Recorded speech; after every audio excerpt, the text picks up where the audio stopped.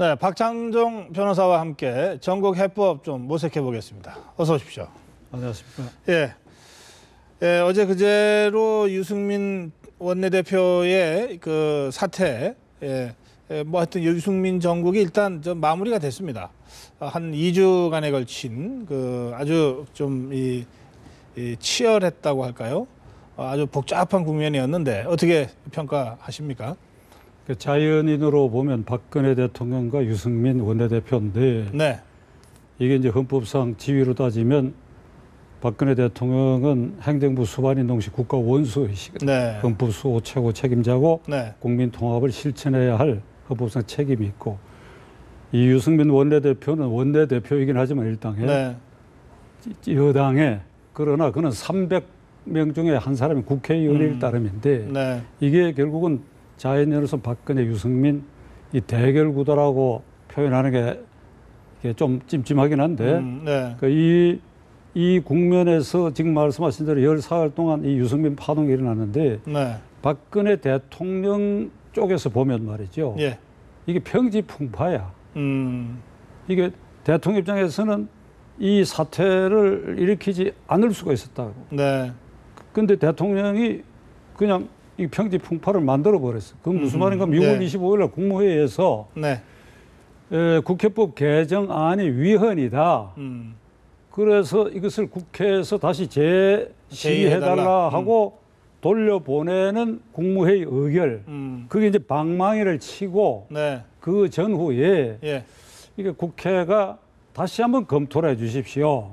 이건 위헌인 것 같다. 네, 한 번 더 검토를 해달라. 네, 그리고 위헌인 이유를 그냥 설명하고 네, 그러면서 곁들여 가지고 뭐 이번 국회에 특별히 민생 법안도 있고 하니까 좀 잘 부탁합니다. 네, 요렇게만 하고 끝났다고 한다면 네, 네, 이 파동이 안 일어나지요. 아하, 그러니까 그 국무회의 석상에서 그거 말고 그리고 유승민이라는 이름은 적시하지 않았지만은 결국 그 누가 봐도 그건 유승민 개인을 적시해서 배신 정치하고 자기 정치하고 네, 이런 사람은 속아내야 되고 다음 국회의원 선거 때 심판 받아야 된다 하고 아주 노기를 띄고 이 얘기를 해버리니까 예, 이게 파동이 돼버렸지요. 네, 이게 그래서 이걸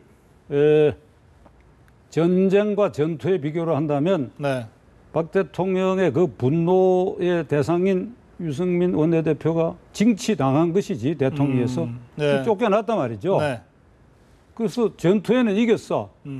그러나 전쟁에 길게 봐가지고 아주 길게는 이다음 대통령 선거고 네, 조금 더 짧게는 내년 국회의원 선거고 그리고 뭐 금년 하반기에도 무슨 일이 일어날지 잘 모르겠으나 네. 이 국면을 길게 생각해 보면 이게 박 대통령이 전쟁에서는 졌다. 우선 당장은 지지율이 내려가고 네, 유승민 원내대표가 여당 대통령 후보 지지율에서는 1등이 되어버렸단 말이죠. 네. 물론 그 지지율이라고 하는 것이 여당 지지자들만 조사한 게 아니고 전 네. 국민을 상대로 했으니까 야당은 이번에 박 대통령을 비판하는 야당을 지지하는 사람들은 그건 당연히 유승민 원내대표를 그 지지할 수밖에 없지만 그러나 이렇게 그 트렌드를 네. 대통령 후보 반열에 올려 세워버렸다. 네, 그 대구 쪽에서 들려온 얘기인데 대구가 저에게는 이제 제2 고향이기도 하고 내 둘째 딸이 예, 대구에 시집 가서 거기서 살고 있는데 네. 이런 얘기를 해요.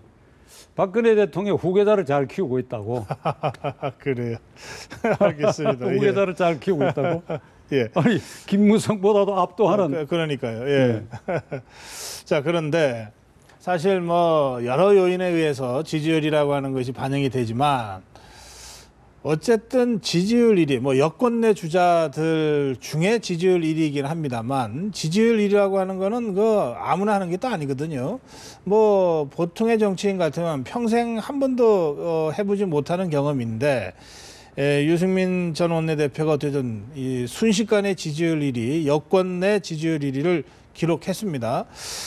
이 대목에 대해서 유승민 전 원내대표는 어떤 말을 했는지 짧지만 한번 직접 확인해 보시겠습니다. 예.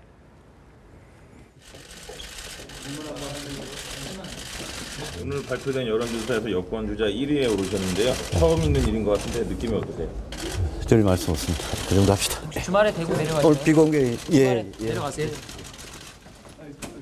아마 상당히 기분이 좋을 겁니다. 뭐 표정이 그러네요. 아주 기분이 좋을 거예요. 왜 그런가 예. 하면 기분이 좋을 수밖에 없고 네. 저게 김무성 대표를 지금 고 박사 말씀대로 어떻든 1위가 됐다, 그지? 네. 어떤 조사 형식이나 뭐 어찌든 간에 그 트렌드가 1위의 가능성이 충분히 있는 상황이었기 때문에 그렇죠. 이렇게 된 거 김무성 대표를 제끼고 1등이 된 것은 김무성 대표가 이번 그 13일 파동에서 네. 무기력하고 그 저보고 얘기하라고 한다면 저도 유권자 한 사람인데 네. 새누리당 후보를 지난번 지지는 안 했지만은 무책임해.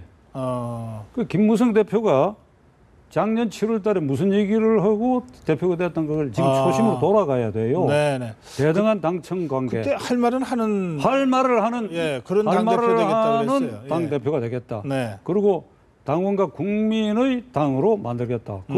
그 말 때문에 서청원 대표를 압도적으로 꺾었거든요. 예. 그런데 이번에 하는 걸 보면 이 눈치 보고 건성건성하고 마치 내각제 아래에서 장기 집권했던 일본의 자민당 파벌 정치의 그 보스들의 행태, 아하. 예, 눈치 보고 연대하고 네. 어제 말도 슬쩍 바꾸고 말도 애매하게 하고 이런 인상을 준다 이거지. 아하. 예. 내가 좀 심한 얘기가 될지 모르겠으나 북한의 장성택이가 그 숙청 처형당할 때 이유 중에 하나가 네. 박수도 건성건성 친다 그랬거든. 이게- 그러니까 건성건성 건들건들 예. 속이 뭔지 모르게끔 그리고 이번에는 또 말을 하지 마라. 그건 지금 아까 말씀하신 것처럼 네. 이 할 말을 하는 대표가 되겠다고 이번에 말을 하지 마라. 예. 그러니까 이렇게 해서 현직 대통령을 크게 거슬리지 않고 예. 이렇게 좀 밀착돼서 대통령 후보가 되고 그 대통령 되는 길 그게 그렇게 할 수 있으면 좋아요. 그리고 또 대통령 될 수도 있어요. 그러나 내각제가 아니고 대통령 책임자 아래서 그런 식으로 기회를 보고 유약하게 이래가지고 대통령 된 사람이 그러면 정작 그 자리에 앉아서는 표변해갖고 나 절대 안 그런다라는 보장이 어디 있느냐 이 말이죠. 예.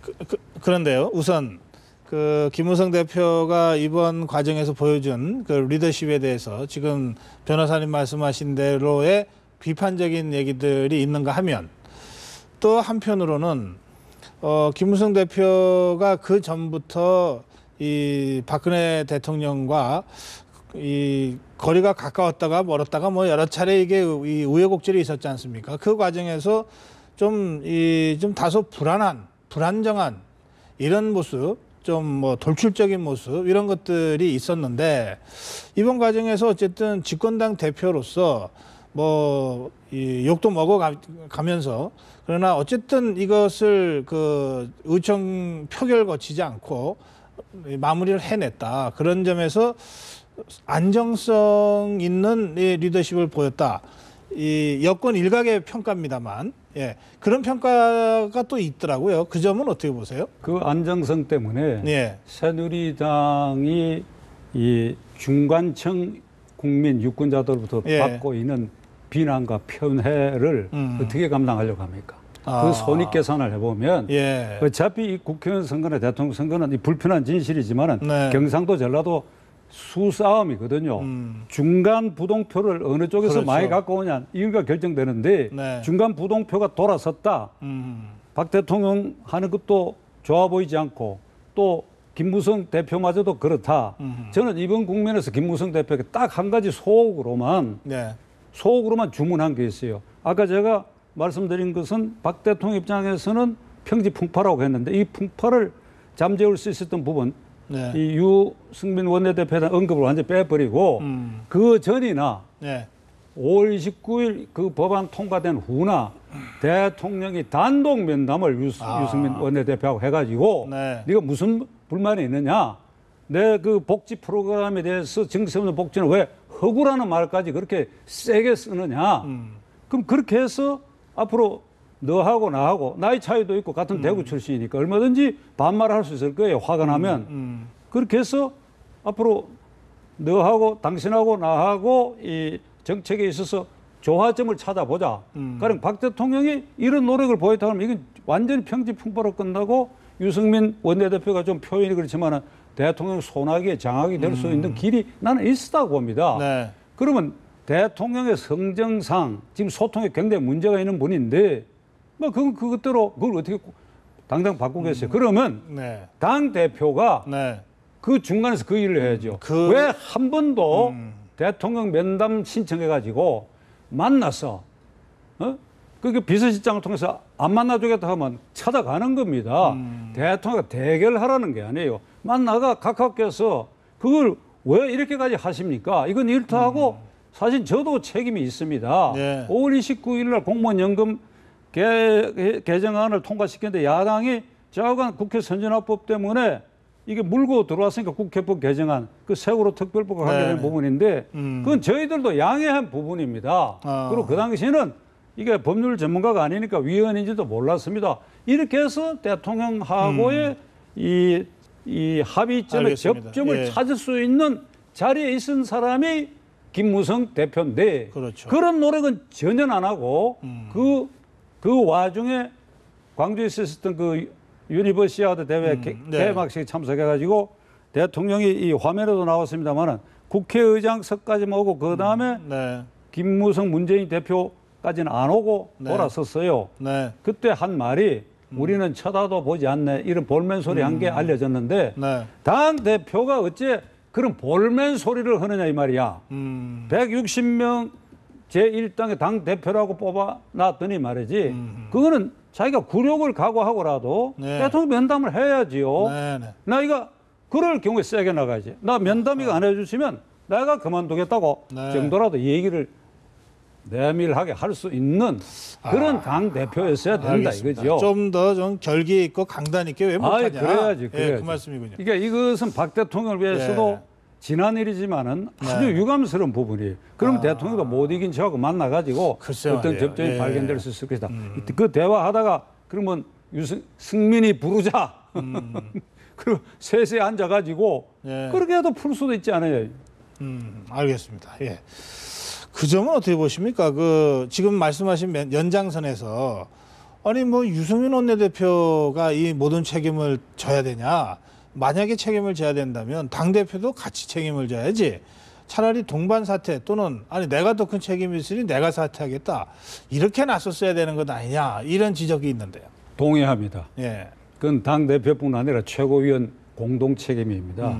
적어도 당론 결정권이 최고위원들에게 있었거든요. 네. 그날 밤 상황은 네. 이 충분히 우리가 이해할 만한 상황이에요. 공무원 연금 개혁법이 이 당 대표와 원내 대표 입장에서는 이걸 반드시 통과시켜야 되거든요. 네. 이걸 놓쳐버리면 4대 개혁의 시발점에서 주지 않게 되고 또 네. 원내 대표나 당 대표 입장에서는 그것이 성사됨으로써 예. 자기들이 그 어떤 해결의 첫 관문을 열었다 하는 어떤 자부심도 갖게 되는데 네. 이게 야당이 여기 끼워 이제 국회법 개정안을 끼워 넣은 것이에요. 네. 그러니까 요 순간에 이제 청와대하고 진실 게임이 있는데 그게 부끄러운 일이에요. 네. 그래서 나는 여기를 박 대통령이 왜 그날 저녁에 진실 게임이 벌어지도록 그렇게 중요한 안건이라면 그 전날 그 전전날 시간이 얼마나 있었는데 이 국회법 개정안을 끼워 넣으면 이건 안 된다. 그럼 네. 공무원 연금법 개정안을 어떻게 합니까? 안 되더라도 포기하라. 예. 이게 대통령 뜻이 확고하게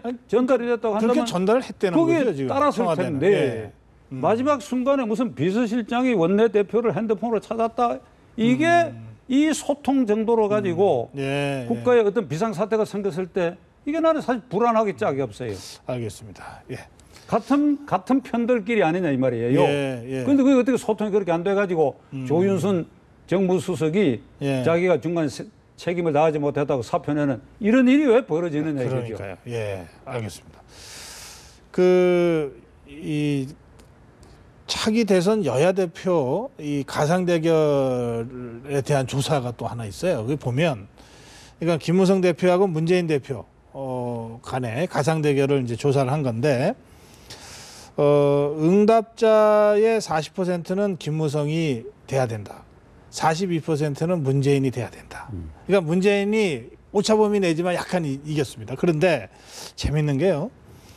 그동안 이 조사를 그동안 쭉 해왔는데 4월까지 그 3개월간은 김무성 대표와 문재인 대표 간의 차이가 14%포인트에서 20%포인트까지 컷들였습니다. 이게 좁혀진 거예요.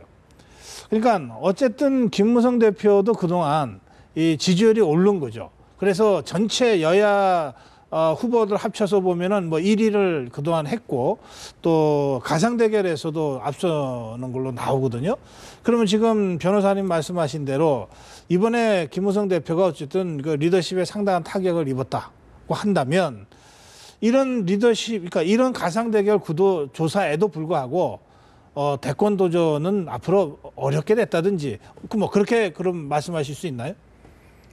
우리나라에는 좀 참 이 극성맞은 나라야. 네. 이게 이제 여론조사를 거의 매일 하는 것 같아.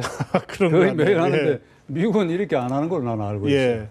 박근혜 대통령과 문재인 후보가 약 3% 차이로 결말이 났잖아요. 그렇습니다. 예. 이건 누구도 알 수가 없는 겁니다. 네. 그러니까 양쪽의 유력한 정당의 후보가 결정됐다 하더라도 네. 2년 뒤 연말에 음. 과연 어떤 결과가 어떻게 나올지는 지금 도저히 절대로 예측할 수 없어요. 그 사이에 유승민 대표가 이게 솟아올랐잖아요. 네. 그 여론조사 하나 추세를 말하는 것이지만 네. 그 누구도 지금 예측할 수 없고 김무성 대표로서는 좀 억울할지 모르겠으나 네. 대통령 책임자 아래서 대통령의 적격성보다는 이게 타협과 좀 그 시간에 야합을 통해서 정권을 창출한 내각제 아래서의 한 파당의 지도자로서는 아주 괜찮은 사람으로 이번에 이렇게 자리매김했으니까 예. 그걸 이제 탈바꿈해야 될 거예요. 본인이 그런 예. 생각이 있으면 내가 좀 우스갯소리지만 개헌을 하시라고 개헌. 예. 내각적으로 개헌을 하든지. 예. 지금 저 말씀대로 그러니까 한 정파의 지도자 또는 뭐 개파의 지도자, 흔히 뭐 폴리티션, 그러니까 국가 지도자, 스테이트맨, 예. 이 차이 이걸 넘어서야 되죠. 완전히 업그레이드가 돼야지 이제 국가 지도자 또는 이 뭐 스테이트맨이라고 하는 말을 쓸 수 있을 텐데 이 핵심적인 그 차이가 뭔가요? 이게 이제 제가 요렇게만 얘기를 해버리면 예. 나가서 욕을 또 얻어먹어요. 아, 예. SNS에서. 네. 왜 그러면 김무성이가 박 대통령한테 각을 세우란 말이냐 이런다고. 제가 각을 세우라는 게 아니라 당당하라 이겁니다. 네. 당당하라. 그 국가 원수인 대통령 앞에서도 예의를 갖추고 할 말을 하고 당당하고 그리고 그 대통령을 설득하는 노력을 해야 된다고. 이 각각께서 잘못 생각하고 계십니다. 유승민을 이렇게 다루면 안 됩니다. 얼마든지 불러서 다루면 각각 손바닥 위에 있을 사람 아닙니까? 어? 증세 없는 복진을 허구다 하는 거기에 찔리고 작년에는 청와대 얼라들이라고 박 대통령이 네. 신임하는 참모들을 이랬다고 해서 화가 나셔 계신데 그건 웃어버릴 일입니다. 불러가고 하면 야단 치십시오. 예? 막걸리 한 잔 먹여놔놓고 너 이놈 나이 차이도 나니까 그 박근혜 대통령 아버지가 그렇게 하셨잖아요. 과거에. 네, 예. 유신 강권 통치 이전에 소통을 잘한 양반이거든. 네. 그러니까 한 해는 그 이낙선 이 상공장관 부인이 대도 조세영이가 훔친 물건 중에 물방울 다이아몬드를 그 예. 부인이 소지한 것이었다라고는 네. 혐의가 들렀어. 근데 이거 확실한 건 아닌데. 네. 그래서 대통령이 그 언론 보도를 보고 이낙선 장관을 불렀어요. 예. 근데 이 부분은 확실한 얘기입니다. 네. 그 혁명 동지거든. 네. 네. 소장 때고 소령 때 박 대통령 따라서 5.16 혁명의 쿠데타에 이게 가담했는데 거기서 이렇게 말씀한 걸로 되어 있어요. 너 이놈, 어? 우리가 목숨 걸고 혁명한 거 이따위 네 마누라가 이따위 짓 하라고 그랬냐 그러고 이쇠 제트리를 약 던졌어. 근데 이낙선 씨도 군 출신이니까 딱 피했는데 안 피했으면 이게 중상 입을 뻔했지요. 그러니까 얼마든지 국가 원수라도 만만한 사람, 자기 식구에 대해서는 그렇게 감정 표현할 수 있는 겁니다. 네. 그걸 국무회의 석상에서 일부러 아주 노기를 띄워가지고 이놈은 안 되겠다. 그리고 국민이 심판받아야 되겠다. 이놈 배신자다. 왜 그렇게 하느냐 이 말입니다. 그럼 그때 이 재떨이 던지고 피하고 그다음에 뒤끝 없이 딱 정리가 됐나요? 그대로 장관 계속 했지요. 죽을 죄를 지어다 쌀쌀 비르는지는 알 수 없겠으나. 뭐 아주 혼찌검을 내고 그리고 나서는 그러니까 뒤끝 없이 그런 가고. 사례가 많이 있어요. 알겠습니다. 대통령. 예. 뭐 워낙 옛날 이 박정희 전 대통령 말씀까지 하셔가지고 알겠습니다. 자, 이 여권이 이제 어쨌든 이 유승민 정국을 이제 넘어서서 뭔가 이 민생 챙기고 경제 활성화를 시키는 쪽으로 이제 국정을 전체적으로 지금 전환하려고 노력하고 있잖아요. 어제도 뭐 대통령이 직접 그래서 경제 대책을 발표하기도 하고 막 그랬는데 이 집권당, 그 대통령의 국정 운영을 뒷받침해야 될 집권당 입장에서는 우선 인사 문제부터 해결을 해야 되는 상황이에요. 후임 원내대표도 정해야 되고 또 사무총장도 정해야 되고 그런데 지금 나오는 이야기로는 원내대표는 원유철 전 정책위 의장이 그리고 사무총장은 이제 수도권의 황진화 의원이 뭐 이렇게 지금 원유철 전 정책위 의장은 뭐 크게 봐서는 이제 뭐 친이계라 그럴까요? 근데 상대적으로 개파색이 좀 옅은 이런 사람이고 이런 식으로 이제 얘기들이 모아지고 있는데 어떻게 그 평가하십니까? 고 박사께서 이런 질문을 듣는 순간에 네. 제가 갑자기 답답해져요. 예. 왜 그런가? 우리 정치가 아직도 그 수준인가? 이 헌법대로 해야 돼요. 헌법대로. 예. 지금 야당도 똑같거든. 네. 그러니까 친박, 비박 네. 그 존재 때문에 이제 당내 인사를 어떻게 한다. 그게 쟁점이 돼 있고 저쪽은 친노, 비노인데 네. 네. 이게 조선조 시절에 사색 당장 딱 그대로예요. 하필이면 딱 4개야. 그러네요. 예. 예. 남인, 북인, 동인, 서인 이렇게 되는데 노론, 소론, 남인, 북인. 예. 네. 그 1800년 딱 1800년에 정조 임금이 네. 돌아가셨어요. 그래서 제가 기억합니다. 네. 뭐 시청자 중에 저 사람 저거 일부러 뭘 기억력 있다고 해서 그런 게 아니라 1800년이니까 내가 딱 기억을 해요. 예. 그 이제 당평 정책을 폈던 영조 그다음에 정조 네. 그 정조 1800년에 돌아가셨는데 그 이후로는 노론과 남인 2개파만 잔존했어요. 네. 그러나 노론이 압도적이었지. 안동김씨 63년 노론이 그래서 집권하고 노론 정권이라고 그 그랬습니다. 마지막에도 예. 결국 노론이고 남인은 그걸 예. 쇠퇴했는데 그 1.5 파벌 했는데 지금은 완전히 4개 이게 파당이야. 여야 모두가. 네네. 이게 우리 헌법대로 국회의원 공천을 완전히 하방해 버린다고 한다면 그게 왜 시비거리가 되느냐 이 말이죠. 예. 그게 오죽하면 나는 유승민 원내대표가 이 헌법 1조 1항을 얘기했거든. 예. 대한민국 민주공화국이라고 얘기했어요. 그런데 저 같으면 말이죠. 제가 유승민 원내대표나 그 참모했다 그러면 헌법 1조 1항을 얘기하는 것이 아니라 헌법 네. 1조 2항을 얘기를 했어야 돼. 1조 2항. 그 2항. 뭡니까? 예. 대한민국의 주권은 국민에게 국민에게 있고 있고, 예. 모든 권력은 국민으로부터 나옵니다. 나온다. 이걸 예. 얘기를 해야 돼요. 그 유승민 대표가 이제 그 사임 변호를 하던 그날 오후에 서초동의 젊은 변호사들하고 우리가 차를 마시면서 우스갯삼아 이런 얘기를 했어요. 대한민국의 주권은 국민에게 있다. 틀림없다. 그러나 권력은 국민으로부터 나오는 것이 아니라 청와대와 양대 정당으로부터 나온다. 그 국민은 헛개비다 이거죠. 예. 그 유승민 원내대표가 1조 2항을 얘기했다고 한다면 알겠습니다. 그러니까 모든 예. 권력이 공천권도 그렇고 그게 국민으로부터 올라와야 되는데 네. 대통령과 양쪽의 친박, 비박, 친노, 비노 거기서 세력 잡는 자들에 의해서 세력 잡는 자들이라고 하니까 이것도 그런데 세력 잡은 사람들에 의해서 예. 이게 공천이 좌지우지 되고 하향식으로 되고 이게 전제가 되니까 알겠습니다. 어느 개파에서 누구를 세우냐는 것은 양쪽 정당에서 다 문제가 되고 있고 지금- 여전히 박 대통령 눈치를 보게 되고 변호사님 지금 맞춰야 되거든요.